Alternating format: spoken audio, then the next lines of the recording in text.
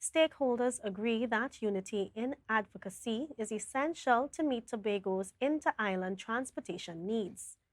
Chief Secretary Farley Augustine supported this call during the Inter-Island Transportation Town Hall meeting at Mount Irvine Bay Hotel. Kandace Jackson brings the details.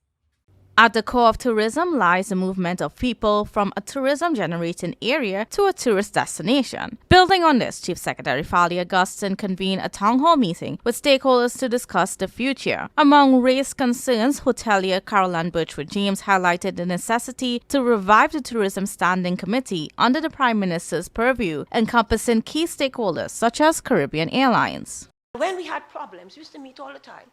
And when we had problems, we would sort them out. This new CEO, I think we met him once. He's a hard nut to crack. He doesn't understand our Tobago situation. The stakeholders agreed that the air bridge brings visitors who are willing to spend more money to Tobago. However, they are not satisfied with Caribbean Airlines' management of the air bridge. Former Assemblyman Gerald McFarlane pointed out that past initiatives should be considered. What we really need, Tobago Express is the closest thing came to what was fairly successful, is that we need a system of air services to this island that is Tobago control or has deep Tobago interests. There are people in the room who could help us get to what's getting back something like Tobago Express. Let me do it. Put the ball in their court and let them say no and let them explain to the Tobagoans and Trinidadians why they say no. The stakeholders also suggested a revisit of the early 2000s initiative of wet leasing aircraft on the air bridge.